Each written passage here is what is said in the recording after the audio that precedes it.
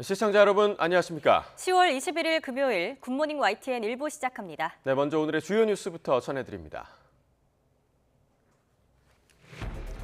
검찰이 대장동 일당에게서 불법 정치자금을 받은 혐의로 체포된 김용 민주연구원 부원장에 대해 오늘 구속영장을 청구할 예정입니다. 검찰은 체포영장에 김 부원장이 민주당 대선 후보 경선을 앞두고 돈을 받았다며 돈의 성격을 대선 자금이라고 적시했습니다. 이재명 대표는 불법 자금을 1원도 쓰지 않았다며 의혹을 부인했고 민주당은 야당 탄압이라며 윤석열 정부와의 전면전을 선포했습니다. 국민의힘은 야당 탄압 주장을 일축하면서 민주당의 압수수색 거부는 법치주의에 대한 정면 도전이라고 비판했습니다. 서해 공무원 피격 사건과 관련해 서욱 전 국방부 장관과 김홍희 전 해양경찰청장에 대한 영장실질심사가 오늘 열립니다. 이원석 검찰총장은 명확한 근거 없이 국민을 간첩으로 단정하면 안 된다면서도 문재인 전 대통령 조사 가능성에 대해서는 신중을 기해야 한다고 밝혔습니다. 황준국 주 유엔 대사가 북한의 서해 공무원 피격 사건 관련 모든 정보를 공개하라고 촉구했습니다.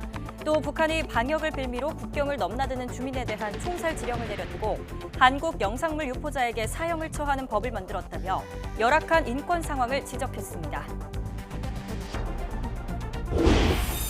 미국 정부는 핵을 포함한 모든 가용 전력을 활용해 한국을 북한 핵 위협으로부터 방어하겠다고 거듭 강조했습니다.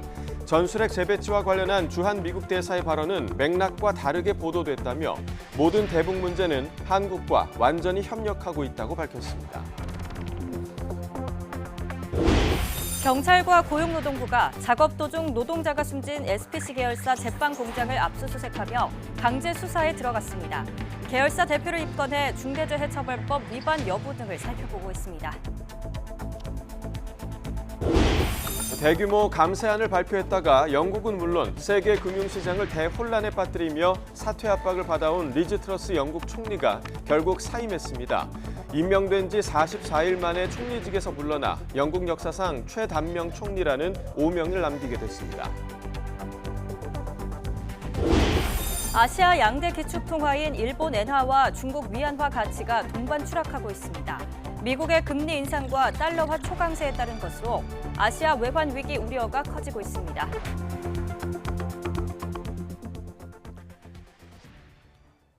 네, 첫 소식입니다. 이재명 더불어민주당 대표의 측근 김용 민주연구원 부원장의 관련 영장엔 김 부원장이 수수한 돈이 대선 자금이라는 표현이 적시된 것으로 확인됐습니다. 검찰이 김 부원장에게 건너간 돈의 사용처를 일부 파악했고 이재명 대표를 겨냥한 수사라는 걸 분명히 한 셈입니다. 손유정 기자입니다. YTN이 확인한 김용 민주연구원 부원장의 불법 정치자금 수수 혐의 관련 영장에는 김 부원장이 대장동 일당에게서 거액의 돈을 건네받은 정황이 구체적으로 담겼습니다. 검찰은 김 부원장이 민주당 대선 후보 경선을 앞둔 지난해 4월부터 8월까지 유동규 전 성남도시개발공사 기획본부장에게서 현금 8억 원을 수수했다고 적시했습니다. 이 돈은 대장동 개발 이익을 가져간 천화동인 4호소 유주 남욱 변호사가 마련해 여러 차례 정민용 변호사를 통해 유 전 본부장에게 전달됐고 최종적으로 유 전 본부장이 김 부원장에게 돈을 건넸다는 게 검찰의 판단입니다. 검찰은 이들이 돈을 주고받은 장소로 천화동인 4호 사무실과 대장동 사업 자금 세탁용으로 세운 유원홀딩스 사무실 등을 지목했습니다. 무엇보다 검찰은 김 부원장이 받은 8억 원의 성격을 대선 자금이라고 못 박았습니다. 김 부원장에게 흘러간 불법 자금이 결국 이재명 민주당 대표의 선거 자금 명목이었다고 의심하는 겁니다. 자금 흐름을 따라가던 검찰이 문제의 돈이 어디에 어떻게 사용됐는지 일부 파악한 것으로 풀이됩니다. 이재명 불법 대선 자금 수사 이렇게 봐도 되겠습니까? 일단 불법 자금 수수 부분에 대해서 수사를 하고 그 자금의 성격이라든지 이런 부분에 대해서도 또 사용처나 하는 것도 수사가 이루어질 것이라고 생각하고 있습니다. 검찰의 이러한 판단은 특히 유 전 본부장의 진술이 결정적인 단서가 된 것으로 알려졌습니다. 검찰은 구체적인 자금 흐름과 관련해선 수사가 한창 진행되고 있다면서도 유 전 본부장 진술 외에도 관련된 모든 증거를 확보하기 위해 최선을 다했다고 설명했습니다. 또 법원에서 체포영장이 발부된 만큼 어느 정도 김 부원장의 혐의가 소명된 것으로 판단한다고 덧붙였습니다.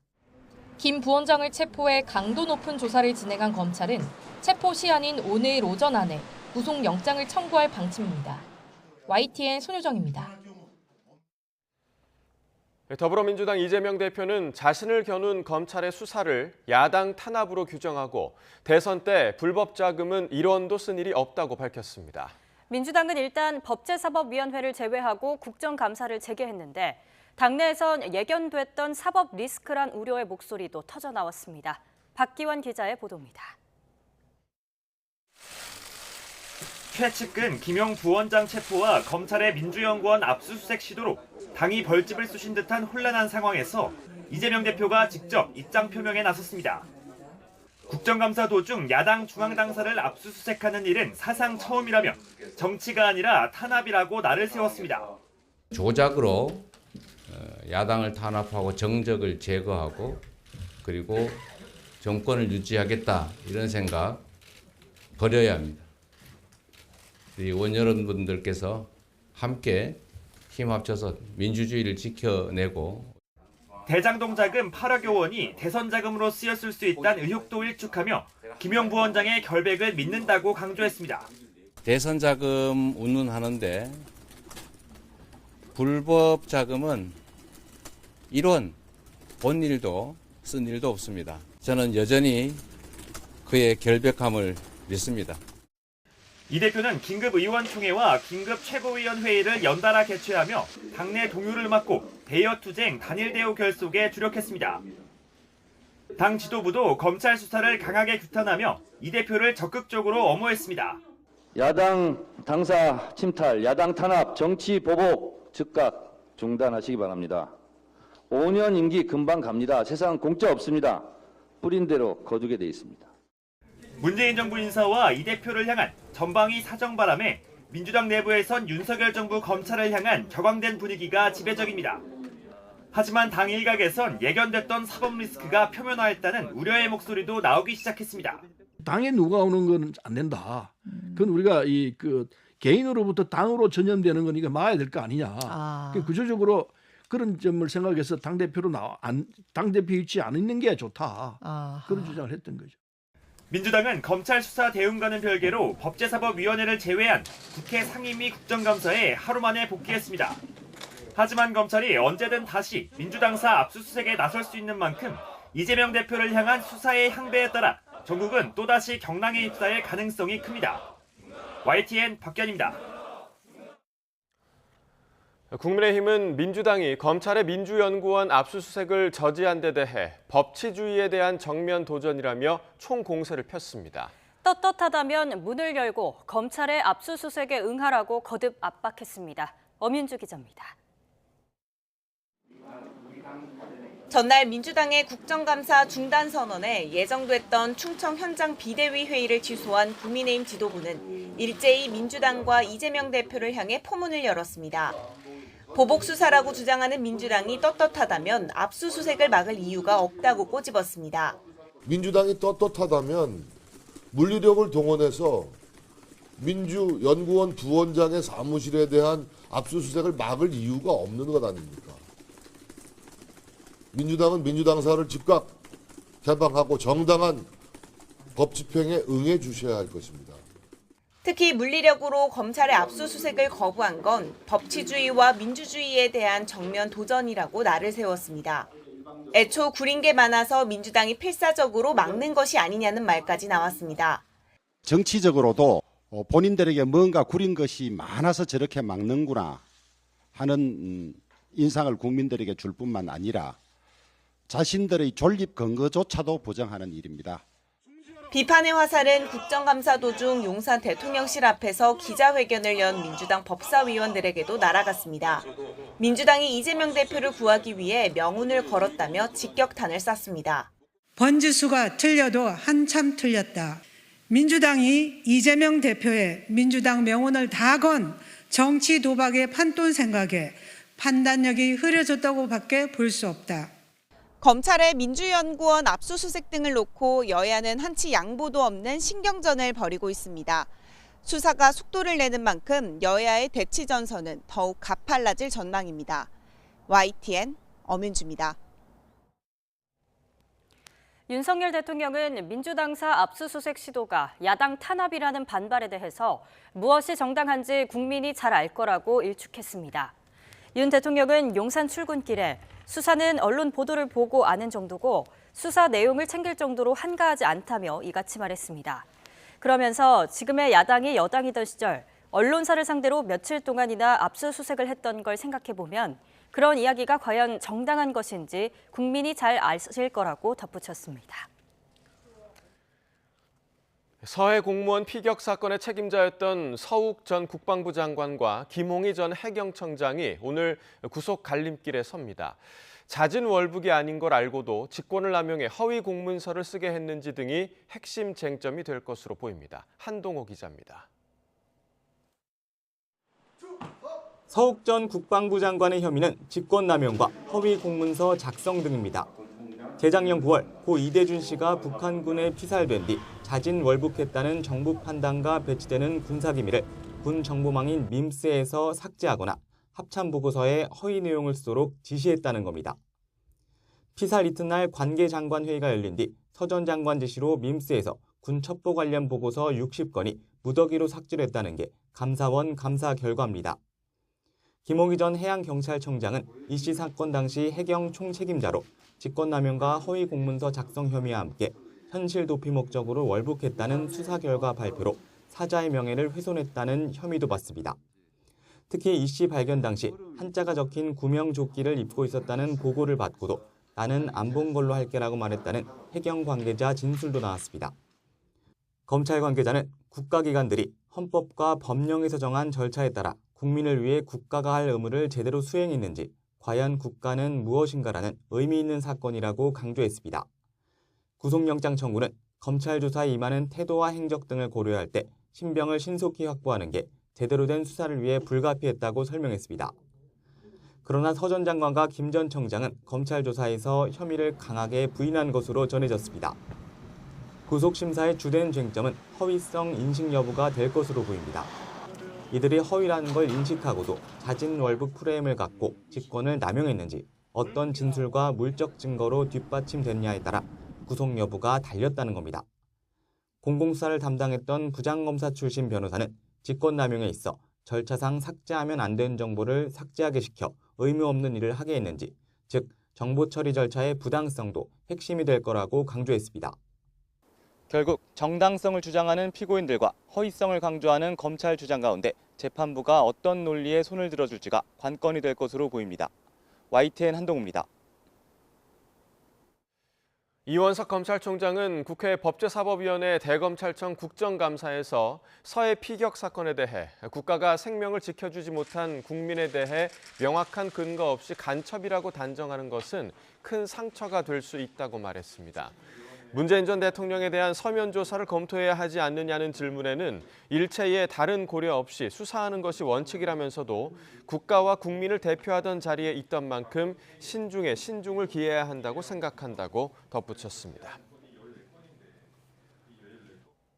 황중국 주 유엔 한국대사는 현지 시각 20일 제77차 유엔 총회 제3위원회 회의에서 지난 2020년 서해상에서 해양수산부 공무원 고 이대준 씨가 북한군에 사살된 사건을 언급한 뒤 북한 당국에 관련된 모든 정보를 공개할 것을 촉구했습니다. 또 북한이 한국 문화의 유입을 막기 위해 한국 영상물의 유포자에게 사형을, 또 시청자에게는 최대 징역 15년형에 처하는 법인 반동사상문화배격법을 지난해 말 제정했다고 지적하면서 북한이 방역을 이유로 국경을 넘나드는 주민에 대한 총살 지령을 내렸다는 사실도 언급했습니다. 미국 정부는 한국을 북한 핵 위협으로부터 방어하기 위해 핵을 포함한 모든 가용 전력을 활용해 확장 억제를 제공하겠다는 약속을 재확인했습니다. 국무부 고위당국자는 웬디 셔먼 국무부 부장관의 일본 방문과 관련한 브리핑에서 미국 전술핵의 한반도 재배치에 대한 입장은 국방부에 문의해달라면서 미국의 확장 억제 공약을 설명했습니다. 특히 바이든 대통령은 핵과 재래식 무기, 미사일 방어를 포함한 미국의 모든 방어 역량을 동원해 한국에 확장 억제를 제공하겠다는 약속을 확인했다고 강조했습니다.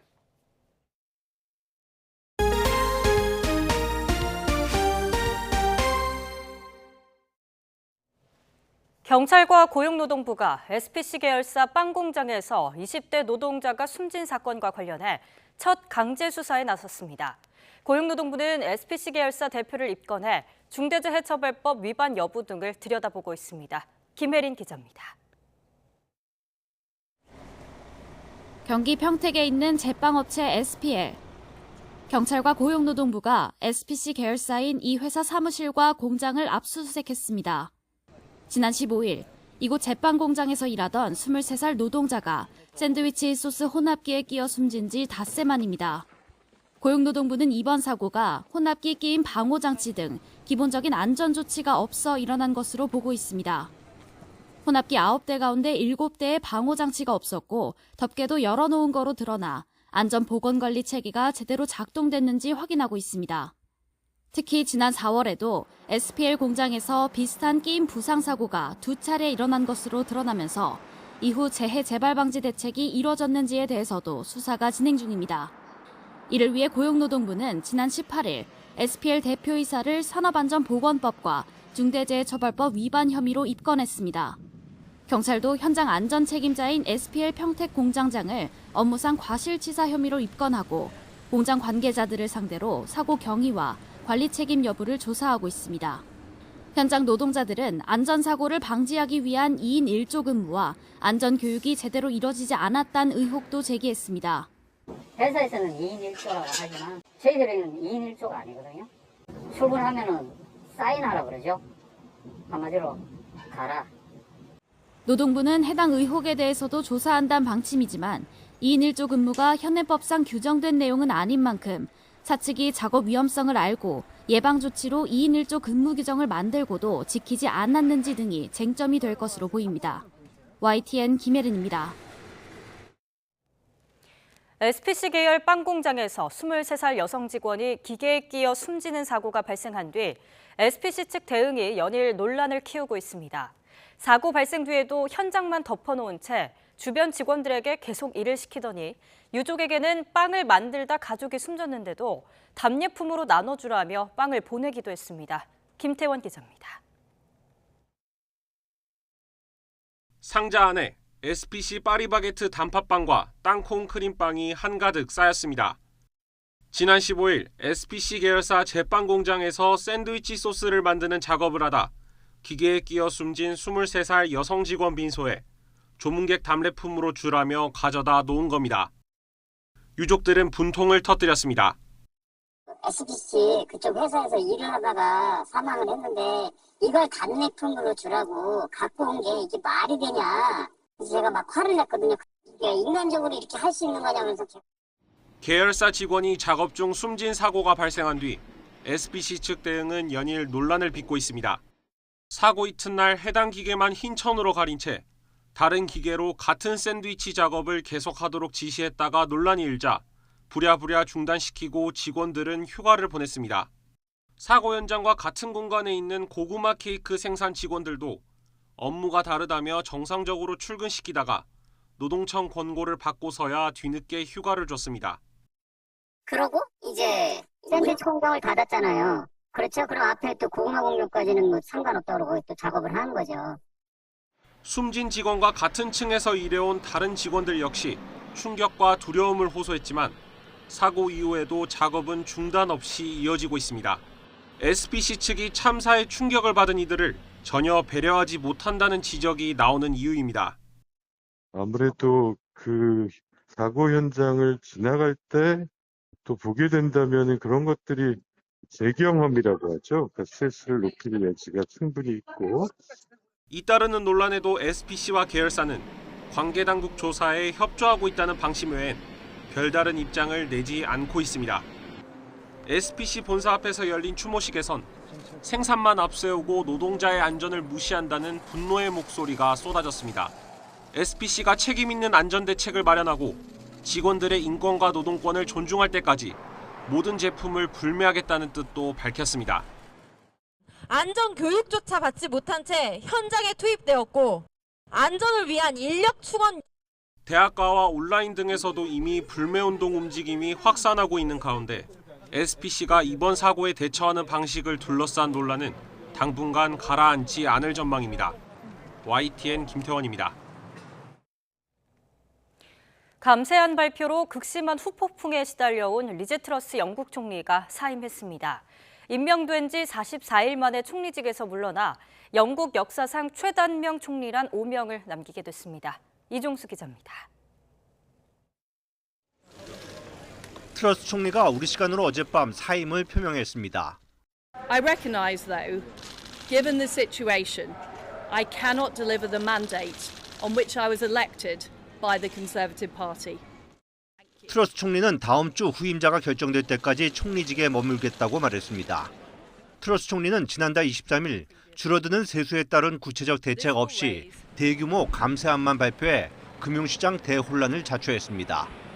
재원 마련을 위해 국채 발행이 급증할 것이란 전망에 영국 국채 가격이 급락했고 파운드화 가치는 한때 역대 최저 수준으로 떨어졌습니다. 이러면서 감세 정책 혼선의 책임을 물어 임명한 지 38일 만에 재무장관을 경질해 정책 실패를 자인했습니다. I met the former Chancellor earlier today. I was incredibly sorry to lose him. 그래도 야당은 물론 보수당에서조차 반발이 가라앉지 않자 그제는 정치적 동지였던 수엘라 브레이버먼 내무장관도 물러났고 결국 트러스 총리 자신도 사퇴하기에 이르렀습니다. 지난달 6일 취임한 트러스 총리는 취임 44일 만에 사임함으로써 영국 역사상 최단명 총리라는 오명을 갖게 됐습니다. 영국에서 집권 1년도 안 된 총리 교체는 이례적입니다. 지금까지 최단명 총리는 19세기 초반 조지 캐닝으로 취임 119일 만에 사망한 경우였습니다.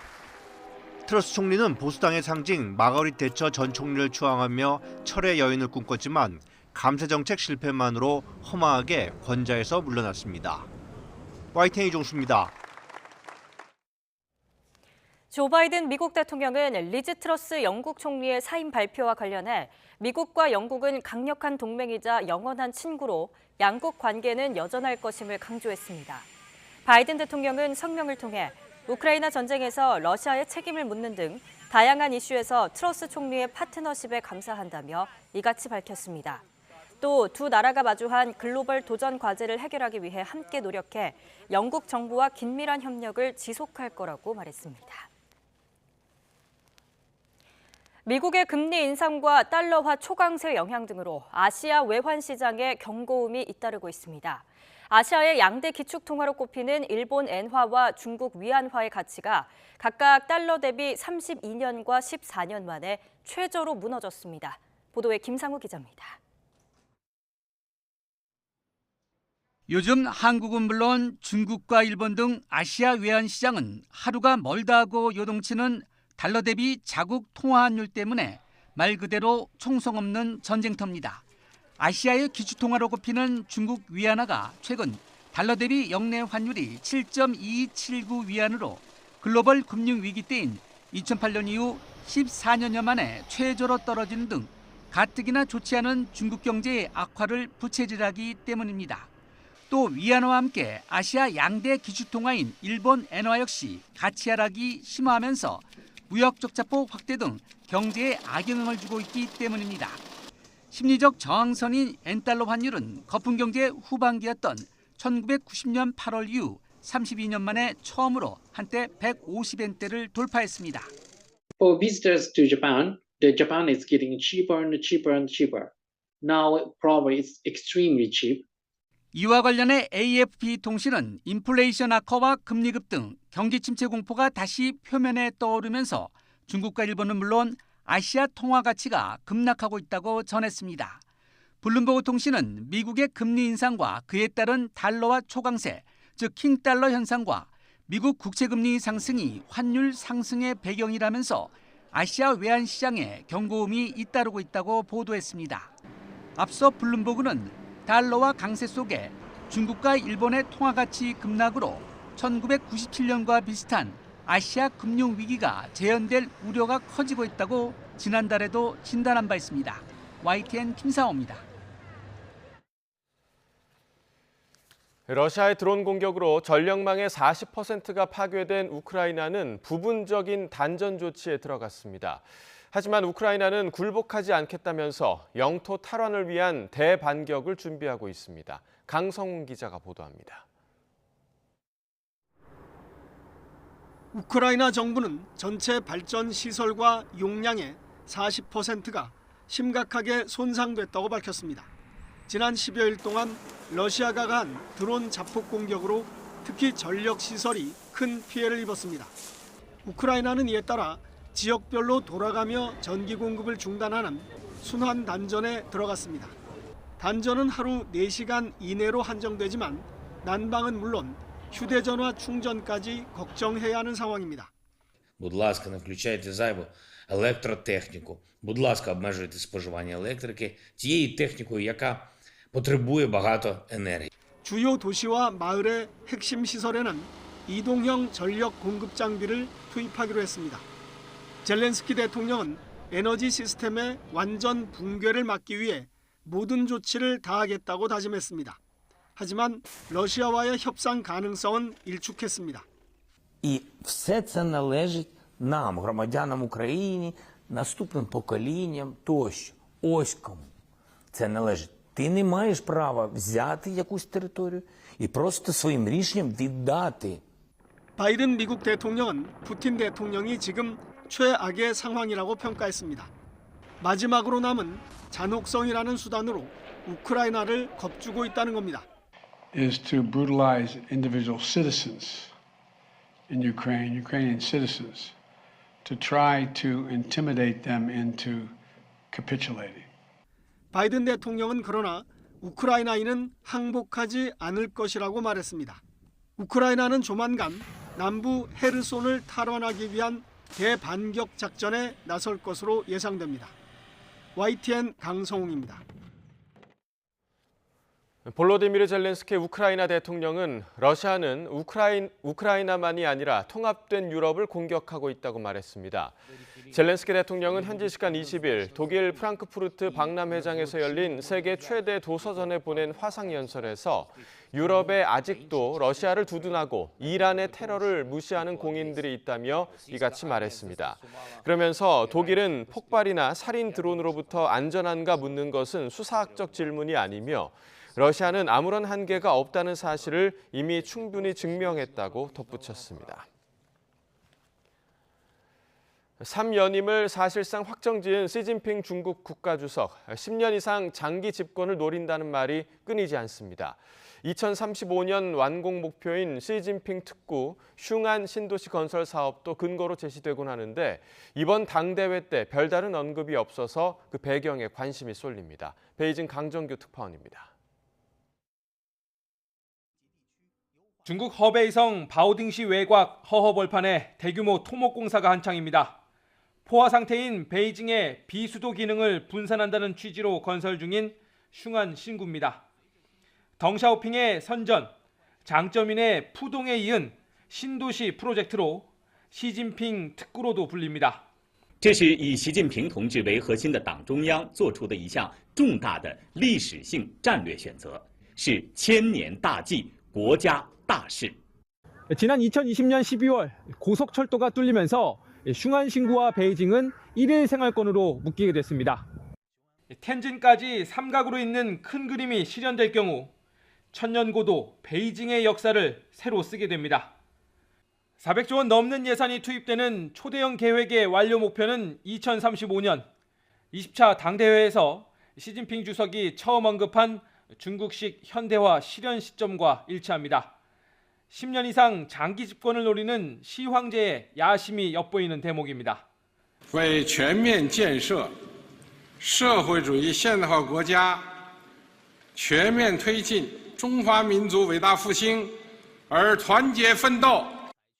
그러나 기업 이전과 투자 유치 등이 지지부진해 용두사미에 그칠 수 있다는 우려도 나옵니다. 후진타오가 추진한 텐진 빈하이 신구처럼 실패의 전철을 밟을 수 있다는 겁니다. 중국 공산당은 이번 20차 당대회에서 흉한 신도시에 대해 별다른 언급을 하지 않았습니다. 베이징에서 YTN 강정규입니다. 가을 단풍철 야외 캠핑이나 차박 즐기는 분들 많으시죠. 날이 쌀쌀해지면서 난방기구를 꺼내는 일도 잦은데요. 가장 위험한 게 바로 일산화탄소입니다. 얼마나 위험한지 지환 기자가 보도합니다. 일산화탄소는 침묵의 살인자라 불립니다. 보이지 않고 냄새도 없습니다.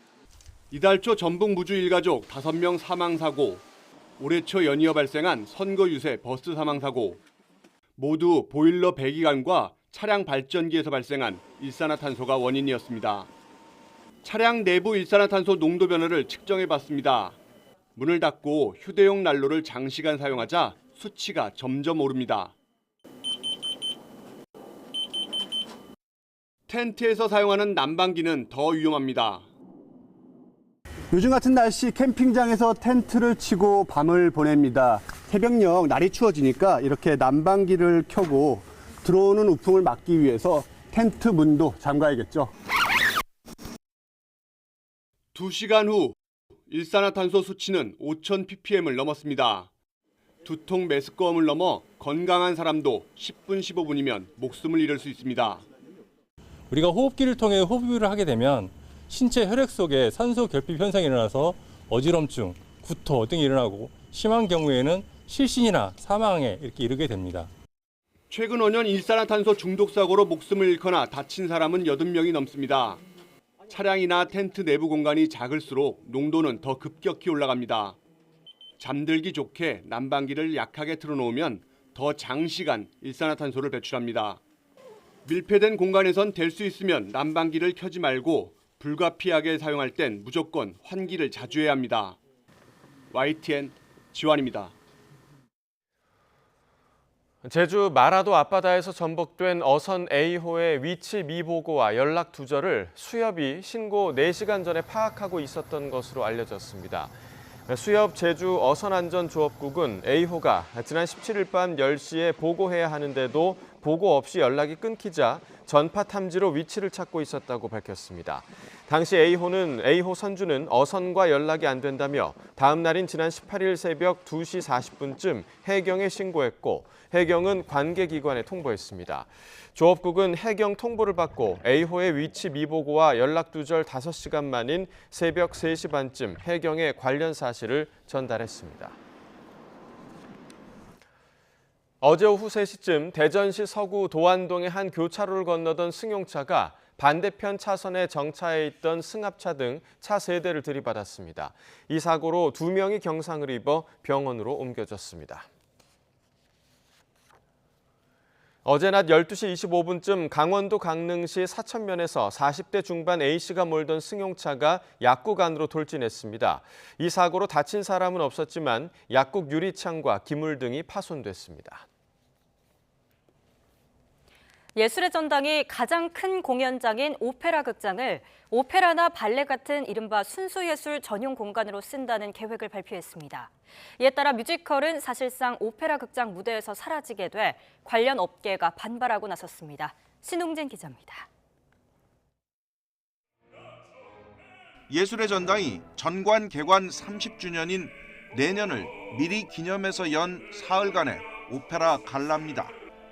소프라노 서선영, 테너 김우경 등 국내외에서 활약하는 정상급 성악가 24명이 함께하는 큰 공연입니다. 예술의 전당은 이번 무대를 시작으로 내년에는 투란도트와 노르마, 내후년에는 오텔로, 2025년에는 세계 초연 창작 오페라를 올린다는 계획입니다. 저희 예술의 전당은 순수예술 분야의 활성화를 위해서 더욱 노력할 예정입니다. 예술의 전당을 클래식의 전당으로서 재탄생시켜서 오페라 극장을 전용 극장으로서 다시 활성화시켜서 많은 우수한 공연을 올릴 예정입니다. 그런데 역으로 풀이하면 뮤지컬의 오페라 극장 무대를 내주지 않겠다는 뜻입니다. 오페라 극장은 이미 계약을 맺은 내년까지만 뮤지컬을 받고 내후년부터는 900석 규모의 CJ 토월극장만 대관이 가능합니다. 뮤지컬을 할 만한 대형 극장은 블루스퀘어가 1,700석, 샤롯테 시어터가 1,200석 등인데 기획사들이 가장 선호하는 오페라 극장은 2,300석. 뮤지컬계는 불편한 속내를 감추지 못하고 있습니다. 대한민국을 대표하는 극장에서 장기 대관을 뮤지컬을 받지 않겠다는 것은 차별이라고 느껴질 정도로 저 입장에서는 상당히 아쉬운 정책이라고 생각하고요. 오페라 극장에서는 보통 여름과 겨울에 2달씩 1년에 4개월 뮤지컬이 올라가는데 과연 이 기간을 모두 오페라와 발레로 충실히 채울 수 있을지, 또 예술의 전당 목표인 재정 자립도 70%가 가능할지 공연업계가 지켜보고 있습니다. YTN 신홍진입니다. KT가 프로야구 준플레이오프 4차전에서 키움의 역전승을 거두고 벼랑 끝에서 탈출했습니다. 시리즈 전적 2승 2패로 팽팽히 맞선 두 팀은 토요일 장소를 고척돔으로 옮겨 마지막 5차전 경기를 갖습니다. 보도에 김상익 기자입니다. 경기는 거의 매회 점수가 나는 타격전이었습니다. 플레이오프까지 단 1승을 남긴 키움이 이정우의 선취 타점과 상대 수비 실책으로 먼저 2점을 뽑자 KT가 곧바로 반격에 나섰습니다. 3회 강백호가 키움의 두 번째 투수 한현희로부터 솔로 홈런을 뽑아내면서 추격에 시동을 걸었고 5회 알포드와 박병호가 연속 타점으로 2점을 보태면서 경기를 3대2로 뒤집었습니다. 6회에는 심우준과 배정대가 추가 타점으로 5대2까지 달아났습니다. KT는 7회 키움이 2점을 뽑으면서 한 점 차까지 바짝 추격해왔지만 이어진 7회 말 공격에서 황재균의 담장을 맞추는 2타점 2루타 등으로 석점을 올리면서 승패를 갈랐습니다. 키움은 8회 김희집의 투런포로 2점 차까지 다시 따라붙었지만 승패를 다시 뒤집기에는 역부족이었습니다. 모든 선수들이 힘내서 이길 수 있어서 너무나 기분 좋고 이런 좋은 기운을 가지고 5차전까지 갈 수 있어서 기분 좋습니다. KT는 경기 초반 흔들렸던 선발 투수 소형준이 안정을 찾으면서 추가 실점 없이 마운드를 지켜준 게 승부를 마지막 5차전으로 몰고 가는 원동력이 됐습니다. 후회에 안 남게 좀 던지자, 그리고 또 잘해왔으니까 그 자부심을 가지고 마운드에서 던지려고 서로 투수들끼리 얘기도 많이 했기 때문에 5차전에서도 또 투수들이 좋은 모습 보여줄 거라고 믿고 있습니다. 반면 4차전에서 끝내고 싶었던 키움은 잘 던지던 선발 정찬원을 한 박자 빨리 2이닝 만에 교체하면서 불펜을 조기 투입했던 게 결과적으로 오히려 대량 실점의 빌미가 됐습니다. 사실 많이 타선이 안 터지는데 그 고민들을 타자들이 오늘 많이 해결해 주면서 투수들이 좀 편하게 던진 것 같습니다. 일단 5차전까지 갔으니까는 5차전에 총력전 펼쳐가지고 꼭 이길 수 있도록 하겠습니다. 시리즈 전적 2승 2패로 균형을 이룬 두 팀은 토요일 고척돔에서 가을 야구를 이어갈 단 한 팀을 가르는 마지막 5차전 경기를 갖습니다. YTN 김사익입니다. 높이뛰기 세계 1위이자 한국 최고 기록 보유자인 우상혁 선수가 용인 특례시 직장운동 경기부 육상팀에 입단했습니다. 용인 미르스타디움에서 열린 입단식에서 입단 계약서에 서명한 우상혁 선수는 내년 1월부터 2024년 말까지 2년간 용인시청 소속으로 활동하게 됩니다. 오늘도 일교차만 유의해 주신다면 완연한 늦가을을 만끽하기 좋겠습니다. 현재 서울 기온은 9.8도로 어제 같은 시각보다 3도가량 높아 쌀쌀함이 덜한데요. 낮 동안에는 기온이 19도까지 오르면서 선선함이 감돌겠습니다. 다만 아침 저녁으로는 여전히 쌀쌀하게 느껴질 수 있으니까요. 외투로 체온 조절 잘해 주시기 바랍니다. 오늘은 전국 하늘에 구름 많다가 오후부터 날이 흐려지겠고요. 아침까지 내륙 곳곳에 서리가 내리는 곳이 있겠고 짙은 안개가 끼는 곳이 많겠습니다. 또 오후부터 밤사이 강원 산간에는 빗방울이 떨어질 수 있겠습니다. 초미세먼지에 대한 주의도 필요하겠는데요. 현재 대기 정체로 인해 경기와 충남 지방을 중심으로 초미세먼지 농도가 짙게 나타나고 있습니다. 오늘 인천과 경기 남부, 충남 지방은 종일 나쁨, 서울 등 그 밖의 중서부와 전북 지방은 오전과 밤한때 일시적으로 공기가 탁하겠습니다. 현재 기온 살펴보겠습니다. 현재 서울 기온 9.8도, 광주는 10도를 나타내고 있습니다. 낮 기온은 어제와 비슷해 선선함이 감돌겠습니다. 서울 한낮 기온 19도, 대전도 19도, 대구는 21도가 예상됩니다. 토요일인 내일과 일요일 모두 큰 추위 없이 선선한 늦가을 날씨가 이어지겠고요. 일요일과 월요일 사이에는 동해안 지역에 비가 내리겠습니다. 이후 다음 주 초반 또다시 반짝 추위가 찾아올 전망입니다. 지금까지 날씨 정보였습니다. 검찰이 대장동 일당에게서 불법 정치자금을 받은 혐의로 체포된 김용 민주연구원 부원장에 대해 오늘 구속영장을 청구할 예정입니다. 검찰은 체포영장에 김 부원장이 민주당 대선 후보 경선을 앞두고 돈을 받았다며 돈의 성격을 대선 자금이라고 적시했습니다. 이재명 대표는 불법 자금을 1원도 쓰지 않았다며 의혹을 부인했고 민주당은 야당 탄압이라며 윤석열 정부와의 전면전을 선포했습니다. 국민의힘은 야당 탄압 주장을 일축하면서 민주당의 압수수색 거부는 법치주의에 대한 정면 도전이라고 비판했습니다. 서해 공무원 피격 사건과 관련해 서욱 전 국방부 장관과 김홍희 전 해양경찰청장에 대한 영장실질심사가 오늘 열립니다. 이원석 검찰총장은 명확한 근거 없이 국민을 간첩으로 단정하면 안 된다면서도 문재인 전 대통령 조사 가능성에 대해서는 신중을 기해야 한다고 밝혔습니다. 경찰과 고용노동부가 작업 도중 노동자가 숨진 SPC 계열사 제빵 공장을 압수수색하며 강제 수사에 나섰습니다. 계열사 대표를 입건해 중대재해처벌법 위반 여부 등을 살펴보고 있습니다. 대규모 감세안을 발표했다가 영국은 물론 세계 금융시장을 대혼란에 빠뜨리며 사퇴 압박을 받아온 리즈 트러스 영국 총리가 결국 사임했습니다. 임명된 지 40여일 만에 총리직에서 물러나 영국 역사상 최단명 총리라는 오명을 남기게 됐습니다. 아시아 양대 기축 통화인 일본 엔화와 중국 위안화 가치가 동반 추락하고 있습니다. 미국의 금리 인상과 달러화 초강세에 따른 것으로 아시아 외환 위기 우려가 커지고 있습니다. 검찰이 불법 정치자금 수수 혐의로 김용 민주연구원 부원장을 체포하며 관련 영장에 대선 자금이라는 표현을 명시한 것으로 확인됐습니다. YTN 취재 결과 서울중앙지방검찰청이 법원에서 발부받은 압수수색 체포영장엔 김 부원장이 지난해 4월부터 8월까지 대장동 개발 관련 유착 관계에 있던 유동규 전 성남도시개발공사 본부장에게서 불법 대선 자금 8억 원을 받았다고 적시됐습니다.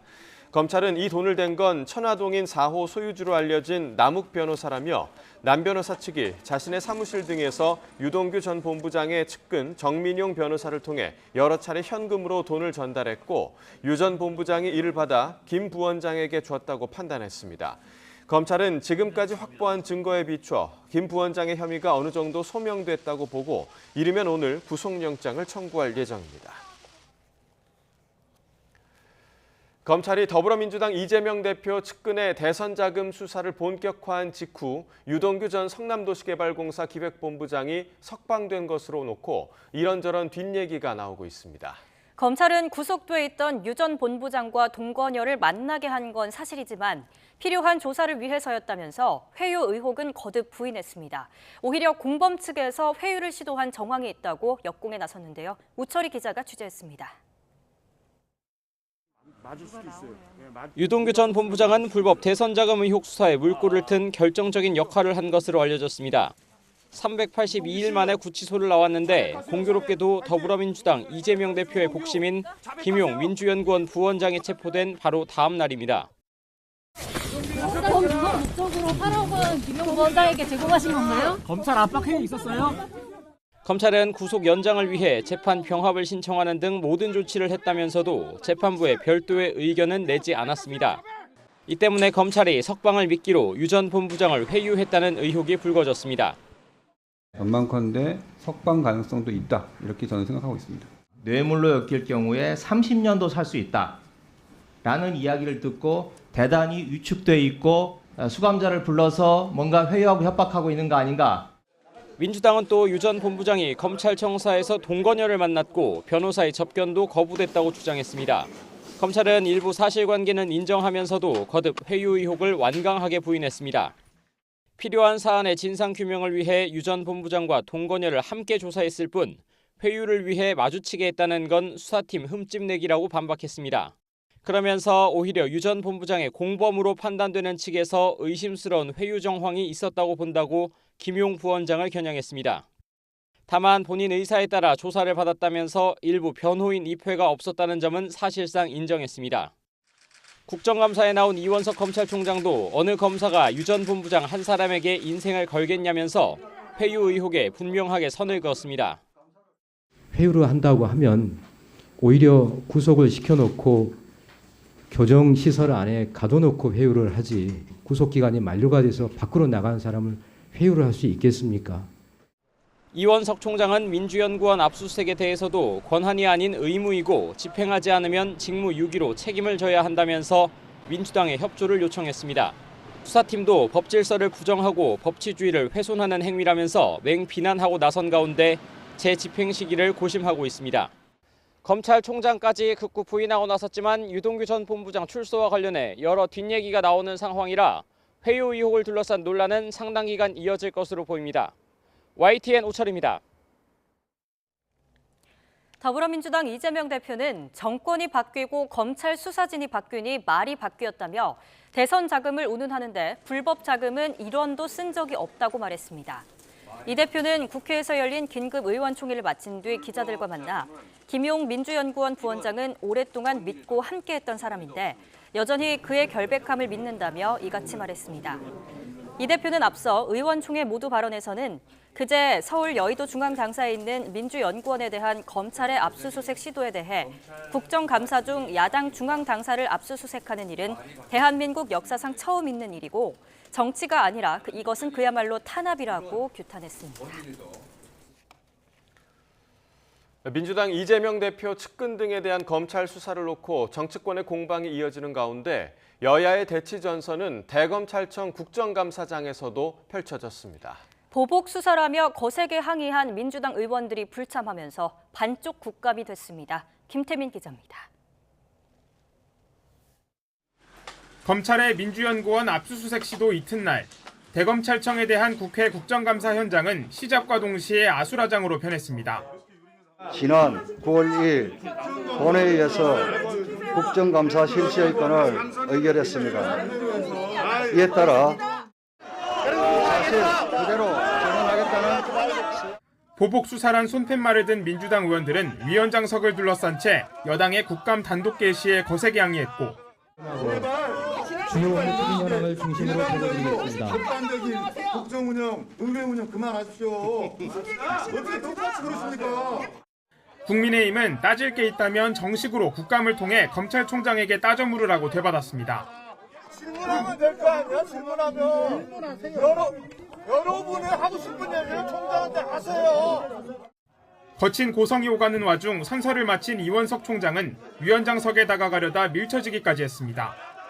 극심한 논란 끝에 국정감사는 30여 분 만에 중단됐고 감사 중지를 선언합니다.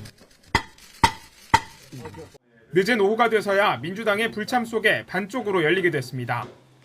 이어진 질의에서 여당은 검찰이 정당한 법 집행을 하고 있다는 점을 집중적으로 부각했고 야당 탄압을 이야기한다거나 없는 죄를 만든다거나 조작을 운운하는 것은 나가도 너무 나간 발언들이라고 생각을 합니다.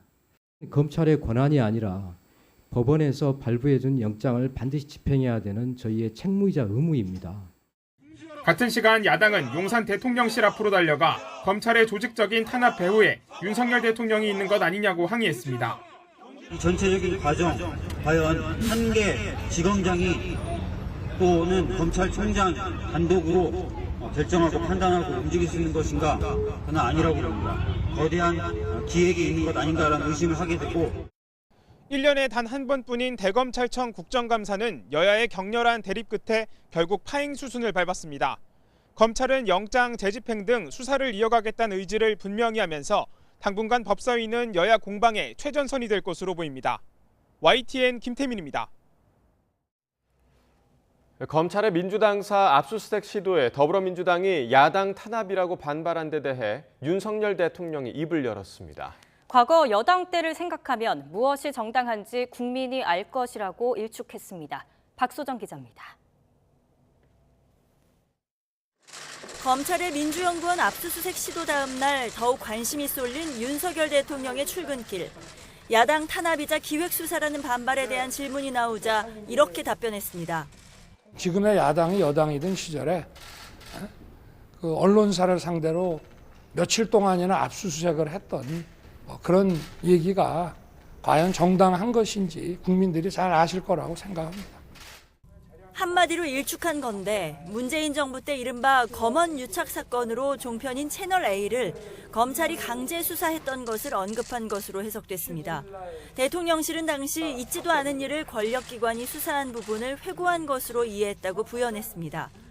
야당 탄압 사례로 언론사 사건을 든 것이 의아하다는 질문에 대통령실 고위 관계자는 YTN 통화에서 대통령이 검찰총장 시절 워낙 잘 알던 사건이라 머릿속에 있었던 것 같다고 설명했습니다. 또 압수수색 상황을 듣고 대통령이 깜짝 놀라기도 했다며 보고받지 않은 점을 강조했습니다. 이른바 사정 컨트롤타워 역할을 하던 민정수석실이 없어진 효과이자 예전 정권들과 확연히 다른 점이라는 겁니다. 또 다른 대통령실 관계자는 YTN에 문정부 때는 적폐 수사, 그야말로 정치적 수사였다면 지금은 증거가 명백한 부패 범죄 수사라고 차별화했습니다. 이런 그 수사에 대해서는 저 역시도 언론 보도나 보고 아는 정도고 자세한 내용은 제가 수사 내용을 챙길 정도로 한가하지는 않습니다. 윤 대통령은 종북 주사파 발언 논란에 대해선 특정인을 겨냥한 말이 아니었다면서 주사파인지 아닌지는 본인이 알 거라고 말했습니다.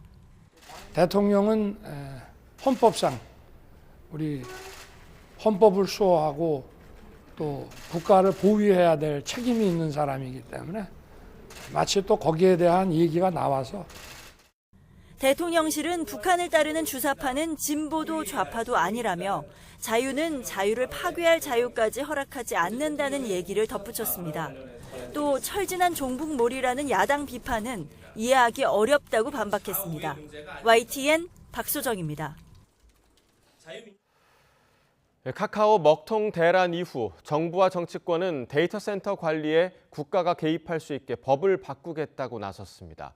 하지만 이미 2년여 전에 나왔던 법안을 재탕하는 수준이라 소잃고 외양간 고치기라는 비판이 나오고 있습니다. 권남기 기자입니다. 우선 카카오나 네이버와 같은 부가통신 사업자에 의무적으로 이중화를 시키는 방안이 거론됩니다. 이번 화재와 같은 재난에 대비해 같은 시스템을 2개 이상 준비하는 걸 법으로 강제하겠다는 겁니다. 올 연말 이전에라도 할 수 있으면 여야가 협의를 해서 우선적 법안으로 검토하도록 그렇게 하겠습니다. 해당 법이 통과되면 데이터 센터 안전관리에 정부가 관여하고 과징금까지 부과할 수 있게 됩니다. 정부와 여야 모두 적극적이라 법 통과 가능성이 크지만 업계는 반발합니다.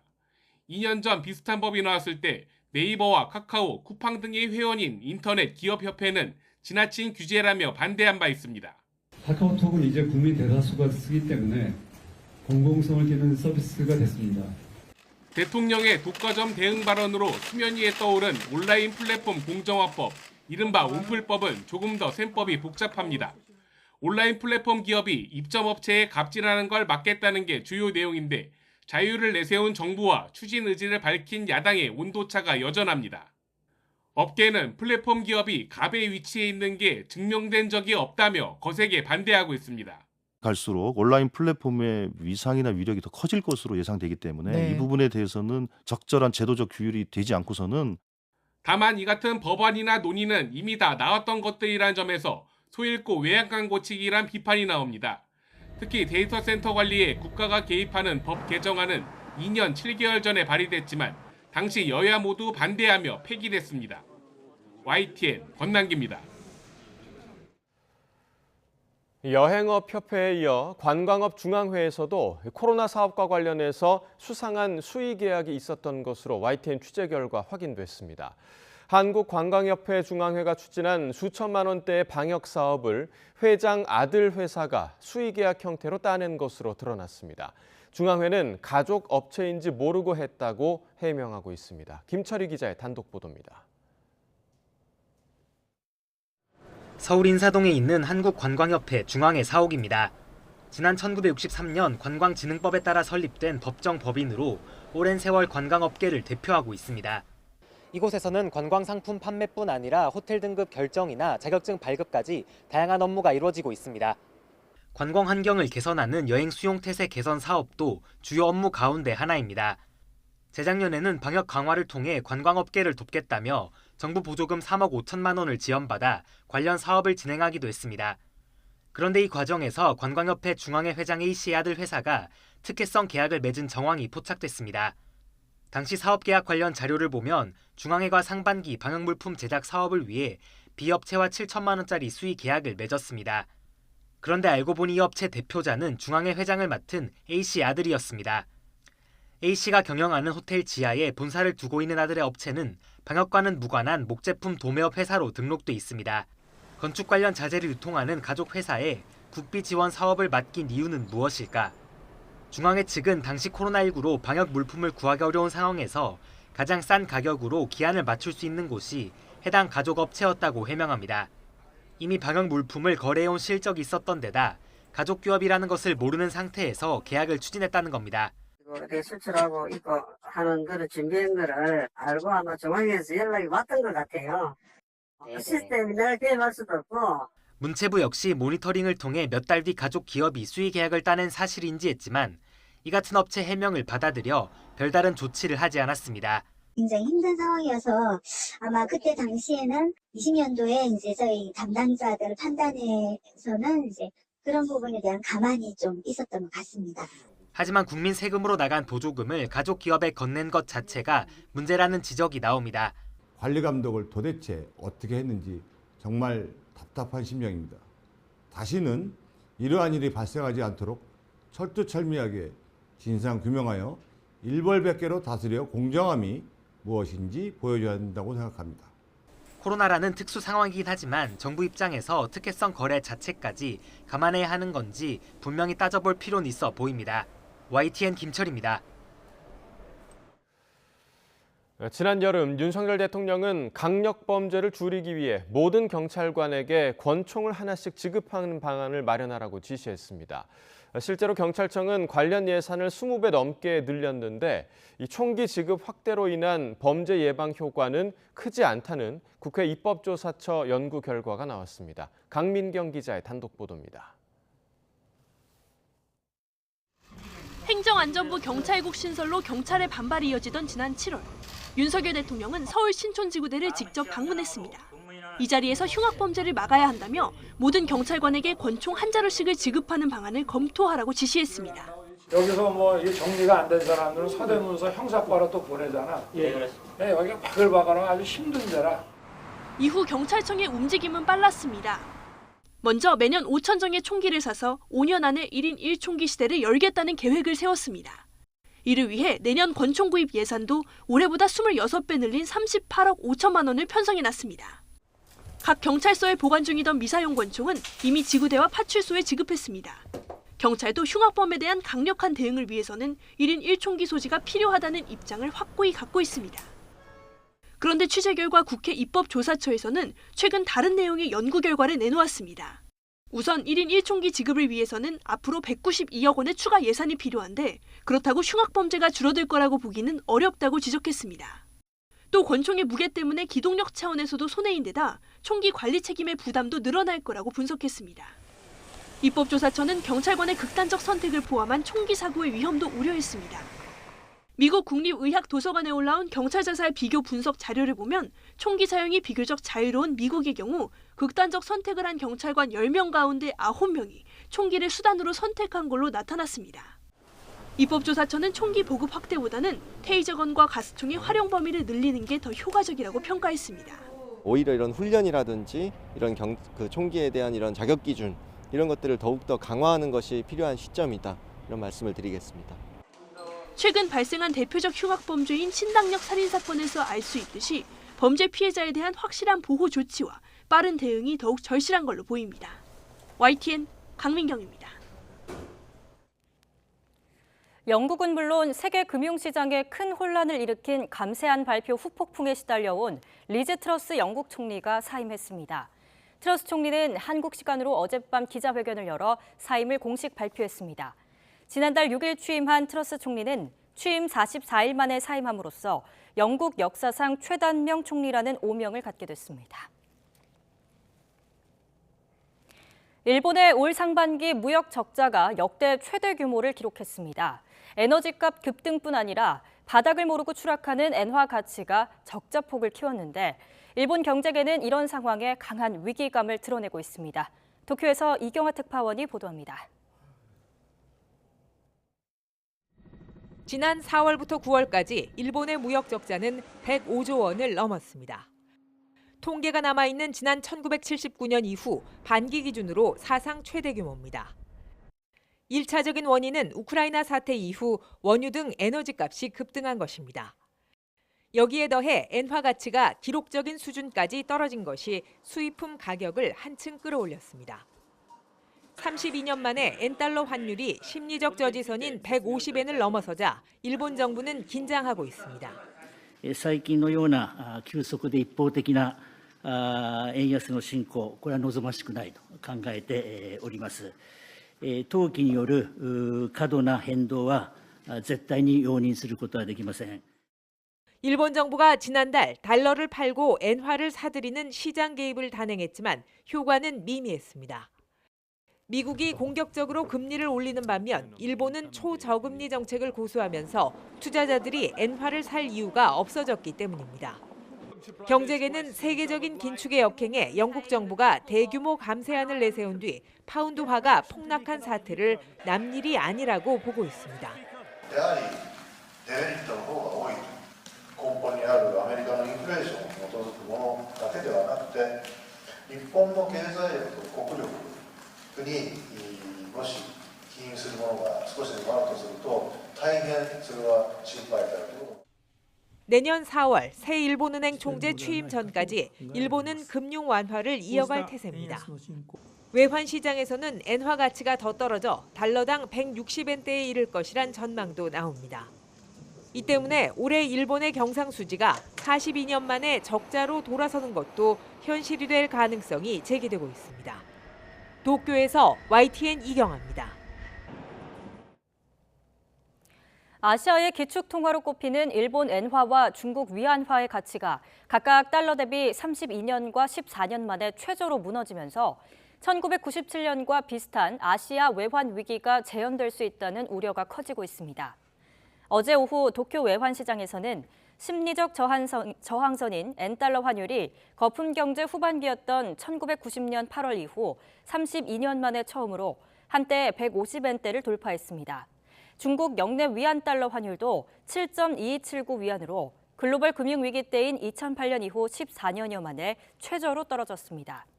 AFP통신은 인플레이션 악화와 금리 급등, 경기 침체 공포가 다시 표면에 떠오르면서 아시아 주가와 통화 가치가 하락했다고 전했습니다.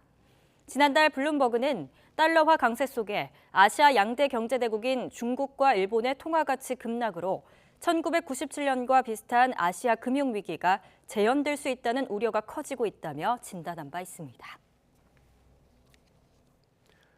특정 연도에 제조한 100원짜리 동전 24만 개를 빼돌려서 고가의 시중에 팔아넘긴 한국은행 직원과 화폐 판매상이 적발됐습니다. 해당 연도 동전이 희귀성 덕에 비싼 값에 팔리는 점을 노리고 범행을 저지른 거로 조사됐습니다. 양동훈 기자가 보도합니다.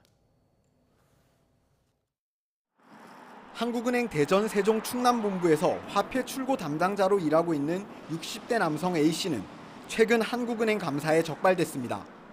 화폐 판매상으로부터 특정 연도에 제조된 100원짜리 동전을 넘겨달라는 청탁을 받고 본인이 가진 출고 권한을 악용한 정황이 나온 겁니다.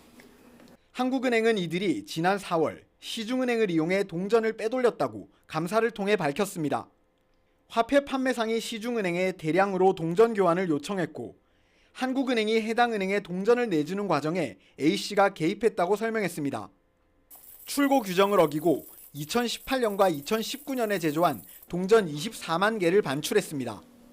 원래는 먼저 제조된 동전, 그러니까 2017년에 만든 동전부터 출고해야 하지만 보관 담당자에게 부탁해 출고 순서를 바꾼 거로 조사됐습니다.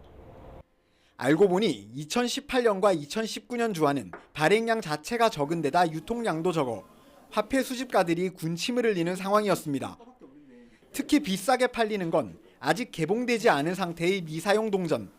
실제로 한 희귀 화폐 판매업자는 해당 동전을 밖으로 빼돌릴 수만 있으면 수십 배 수익이 보장된다고 이야기했습니다. 바깥에 일반적으로 수집가들은 거의 구경하기 힘들어요. 수집가들 개별 가격으로 팔면은 하나에 50배 이상, 100원짜리가 5,000원 한다는 거예요. 최소한으로. 결국 범행을 모의한 판매상은 이렇게 얻은 주화의 20%가량을 액면가의 최대 80배에 달하는 금액으로 팔아 수억 원의 부당이익을 챙겼고 그중 일부를 A씨에게 넘겨준 거로 조사됐습니다. 경찰은 이들을 청탁금지법 위반과 뇌물 혐의로 입건해 조사하고 있으며 두 사람에게 구속영장을 신청하는 방안도 검토하고 있다고 밝혔습니다. 한국은행은 경찰 수사 결과가 나오면 A씨와 보관 담당자에 대한 징계를 검토할 예정입니다. YTN 양동훈입니다. 학생 수는 매년 줄고 있는데 과밀학급은 오히려 늘면서 교육당국은 임시 해결책으로 모듈러 교실을 확대하고 있습니다. 하지만 학생 안전 우려로 곳곳에서 반대에 부딪히고 있는데요. 실제로 조사를 해보니 모듈러 교실 10곳 중 7곳은 스프링클러도 설치되지 않은 것으로 드러났습니다. 김연아 기자가 보도합니다. 대전 용산초 집단 등교 거부 사태가 일주일 가까이 이어지고 있습니다.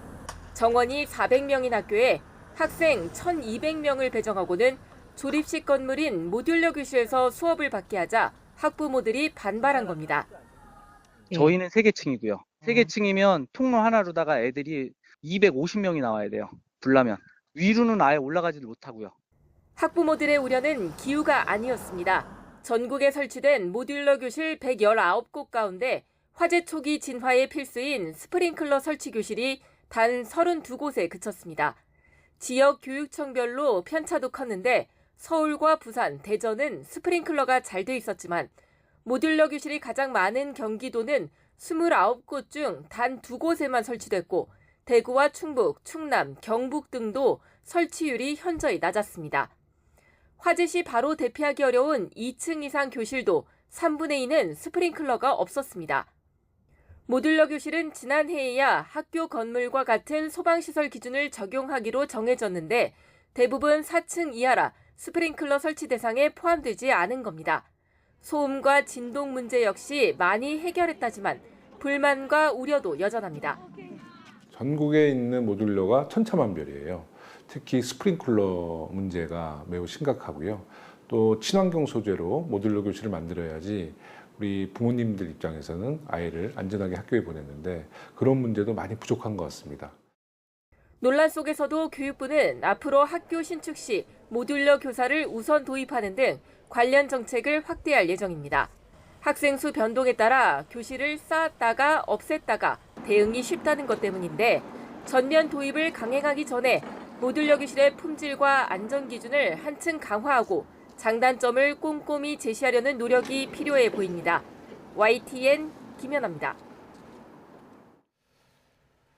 코로나 이후 방역이 생활화되면서 소독과 살균에 필요한 제품들이 일상품이 됐는데요. 간편하게 쓸 수 있는 손 소독 티슈 일부 제품의 살균 성분 함량이 기준치를 벗어난 것으로 조사됐습니다. 윤혜리 기자의 보도입니다. 코로나 이후 필수품으로 자리 잡은 소독과 살균 용품. 편리하게 쓸 수 있는 손소독 티슈 제품도 넘쳐납니다. 초창기에 한참 심했을 때는 물건도 닦고 이것저것 손도 닦고 그리고 여러 가지 이제 집도 닦고 막 이렇게 했었는데 코로나 터지고 나서는 소독용 물티슈에도 관심이 가긴 한 것 같아요. 코로나가 발생했던 재작년 손소독 티슈와 같은 외용 소독제 생산액은 3,890억 원으로 1년 만에 10배 늘었습니다. 그런데 시중에 판매되는 손소독 티슈 제품 가운데 일부가 살균 성분 함량 기준치를 벗어난 것으로 조사됐습니다. 한국소비자원이 손소독 티슈 19개를 조사한 결과 살균 유효 성분이 미달한 제품은 5개, 초과한 제품은 2개였습니다. 한 제품은 사회적 참사를 불러온 가습기 살균제 성분 중 하나인 벤잘코늄 염화물이 기준치를 20% 초과한 것으로 나타났습니다. 이 화학물질은 기체 상태로 흡입하면 호흡기 손상을 초래할 수 있지만 액체 상태로는 의약 외품인 소독제로 사용할 수 있도록 규정하고 있습니다. 유효 성분이 함량 미달일 경우 소독 성능이 떨어지고 과도할 경우 피부에 자극을 줄 수 있습니다. 그러니까 기준 범위를 벗어났을 경우에는 살균 효과가 감소할 수가 있습니다. 정해져 있는 기준 안에서 그 유해 성분 함량을 관리할 필요가 있습니다. 조사 대상 3분의 1은 질병 예방이나 완벽 살균 등 확인되지 않은 효능을 광고하기도 했습니다. 시정 광고를 받은 손소독 티슈 생산업체는 문제가 된 제품의 판매를 중단하고 재고를 폐기할 계획입니다. 한국소비자원은 이번 조사 결과를 식품의약품안전처에 전달하고 수거 검사를 요청했습니다. YTN 윤혜리입니다. 미리 보는 오늘입니다. 김용 민주연구원 부원장에게 불법 대선 자금을 건넨 혐의를 받는 유동규 전 성남도시개발공사 본부장이 구속기한 만료로 출소한 지 하루 만인 오늘 대장동 배임 뇌물 사건 재판에 출석합니다. 지난해 10월 구속 기소된 유 전 본부장이 불구속 상태로 법정에 출석하는 건 처음인데요. 오늘 재판에선 정영학 회계사의 증인 신문이 진행될 예정입니다. 서해 공무원 피격 사건의 책임자였던 서욱 전 국방부 장관과 김홍희 전 해경청장이 오늘 구속 갈림길에 섭니다. 서울중앙지방법원은 오늘 오전 10시 직권남용과 허위 공문서 작성 등의 혐의를 받는 서 전 장관의 구속 전 피의자 신문 절차를 진행하고 오후 2시에는 직권남용과 허위 공문서 작성 등의 혐의를 받는 김 전 청장의 구속영장 심사가 진행됩니다. 윤석열 정부 첫 국회 국정감사가 종반으로 향하고 있는 가운데 오늘은 모두 12개 상임위원회에서 국정감사가 진행됩니다. 법제사법위원회는 오늘은 서울고등법원 등 16개 법원을 상대로 한 국정감사에 나설 예정이고 아울러 교육위원회 국정감사에서는 김건희 여사 논문 표절 의혹과 관련해 증인으로 채택된 숙명여대와 국민대 총장이 출석하기로 해 여야의 치열한 공방이 예상됩니다. 오세훈 서울시장이 오늘부터 9박 11일간의 일정으로 유럽 4개국 출장길에 오릅니다. 오 시장은 프랑스 파리, 스위스 로잔, 스페인 마드리드, 네덜란드 암스테르담 등을 방문해서 혁신적인 도시 건축과 녹지 생태 도심 관련 정책 현장을 집중 둘러볼 예정입니다. 지금까지 미리 보는 오늘이었습니다.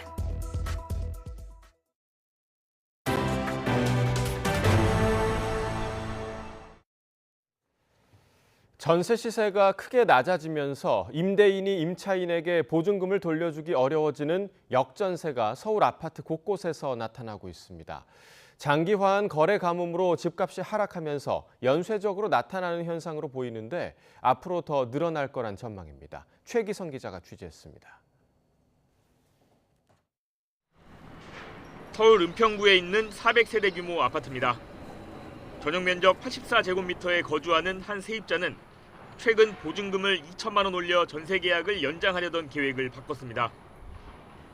부동산 시장이 침체기에 들어서자 오히려 기존 보증금보다 3천만 원 낮은 금액에 재계약해달라고 요구하고 나선 겁니다. 지금 다 어디 구할 수 있는데 다 구해서 3천만 원 만들어서 내주기로 했어요. 아니면 세입자 나간다 그러면 빼줘야 되잖아요. 서울 서대문구에 있는 한 아파트 역시 비슷한 상황입니다. 2년 전엔 전용 59제곱미터 평균 전세 보증금이 3억 4천만 원이었는데 지금은 2억 5천만 원입니다. 가격이 조금 저희들 예상보다 좀 많이 떨어지다 보니까 지금 현재 살고 있던 집에서 갱신청구권을 사용했던 임차인들도 한 번 더 연장해서 재계약해서 사시는 분들이 많은 것 같아요. 올해 1월부터 9월까지 서울 아파트에서 역전세가 발생한 전세 계약을 살펴보면 보증금은 2년 전보다 평균 8천만 원 하락했습니다. 전세 매물도 쌓여가고 있는 모습입니다. 2년 전 같은 시기와 비교하면 서울 아파트 전세 매물은 5배 가까이 늘었습니다. 2020년에는 9,900건이었지만 올해에는 4만 5천 건으로 크게 늘었습니다. 서울 아파트 전세 가격도 1월 말부터 내림세입니다. 10월 둘째 주에는 전주보다 0.22% 떨어졌는데 2019년 2월 이후 최대폭 하락을 기록했습니다. 전셋값 하락뿐 아니라 매매가 사라지면서 집값이 계속 떨어지자 매물을 전세로 돌리는 집주인도 많아졌습니다. 기존의 전세 보증금으로 전세 계약을 체결하려는 세입자가 없기 때문에 그런 이제 집주인들은 계속 매물을 내놓게 되고 세입자들은 그 매물을 계약을 잘 안 하게 되고 잇따른 금리 인상으로 전세자금 대출이자 부담이 커지면서 월세를 찾는 임차인이 증가하는 것도 역전세의 원인 중 하나입니다. 아파트는 여타 주택 유형에 비해서 상대적으로 위험도가 낮지만 과거 갭 투자가 몰리면서 집값이 급등했던 지역 중심으로 보증금을 반환받지 못하는 상황이 늘어날 수 있습니다. 임차인들이 이자 비용과 월세 비용을 비교해가며 전세나 월세를 선택하는 경향이 나타나면서 역전세 현상은 당분간 계속될 것으로 보입니다. YTN 최기성입니다.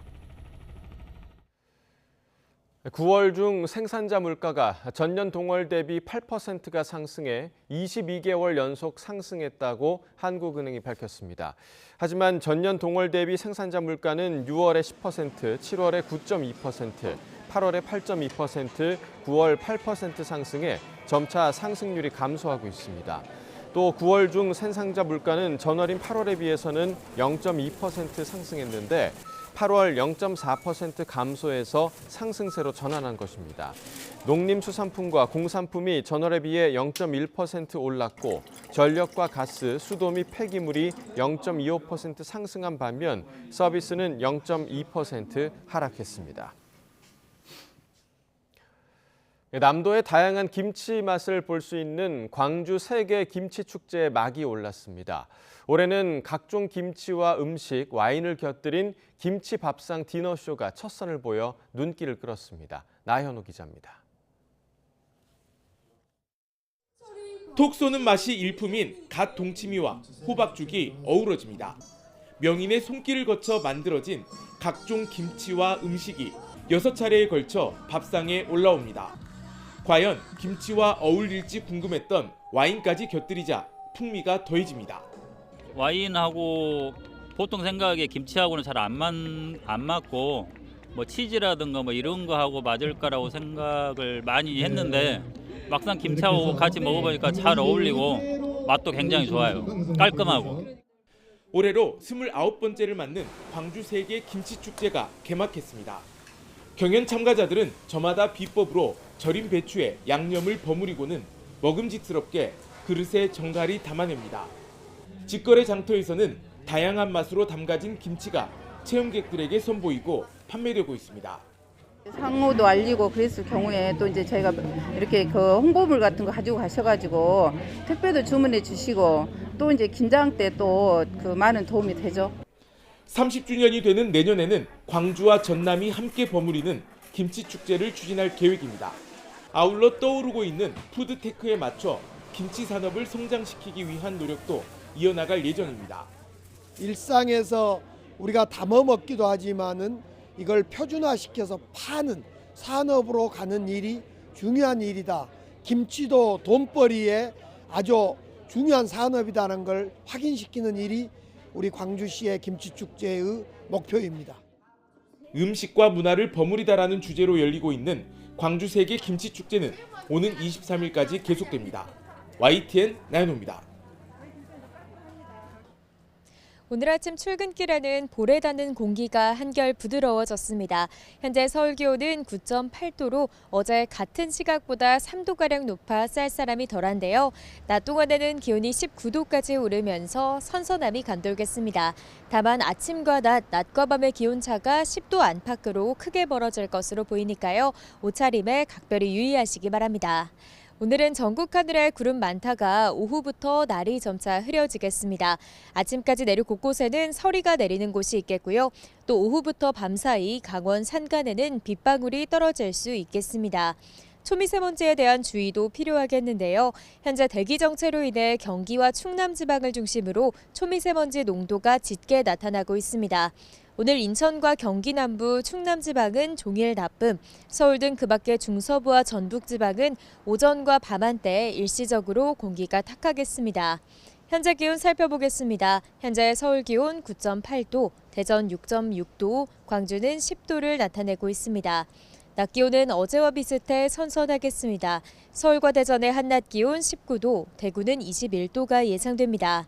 주말인 내일과 휴일 모두 큰 추위 없이 선선한 늦가을 날씨가 이어지겠고요. 이후 다음 주 초반 또다시 반짝 추위가 찾아올 전망입니다. 오늘 오전까지 내륙을 중심으로 짙은 안개가 끼는 곳이 많겠습니다. 특히 중서부 지방은 낮 동안에도 연무로 남아있을 것으로 보이니까요. 이 지역에 계신 분들은 미세먼지용 마스크를 착용하고 나오시는 게 좋겠습니다. 지금까지 서울 상암동에서 YTN 윤수빈입니다.